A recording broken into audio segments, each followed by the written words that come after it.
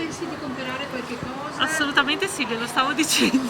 Ha detto santifichiamo i saldi. Sì, un piccolo acquisto, mi serviva, guarda, li ho già messi addosso. Pensi che per esempio una bella borsa da lavoro da 119, insomma 50 euro. Pacchi e pacchetti come se il Natale non fosse ancora arrivato e la pioggia non scoraggia il primo assalto anche se distratto ai saldi di stagione. Quelli sì da santificare come fossero una festa soprattutto per i negozianti. Ho comprato dei calzini perché mi servivano, invernali. Per il momento? Quanto siamo Per di il, saldo? per il momento solo 50 euro, Sì, ma quindi a quanto? al 30%. Le scritte con i tagli in percentuale campeggiano su tutte le vetrine dove cade l'occhio anche dei più diffidenti. Sì, pensiamo di sì, qualcosina sì, le scarpe. Vale la pena adesso?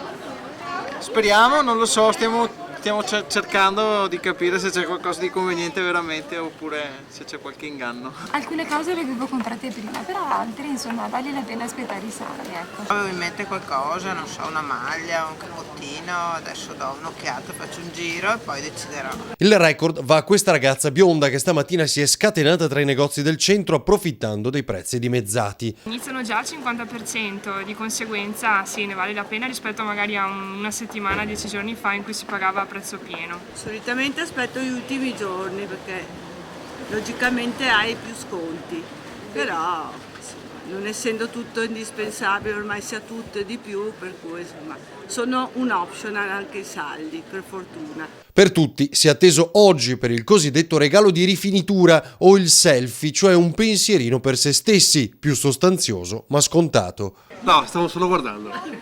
Chi fa gli acquisti è lei. È lei? È lei, sì. Ne ha già fatti, vedo. Sì, ma, sì. hai trovato conveniente i saldi? Sì, dai, abbastanza, sì. Quanto hai risparmiato?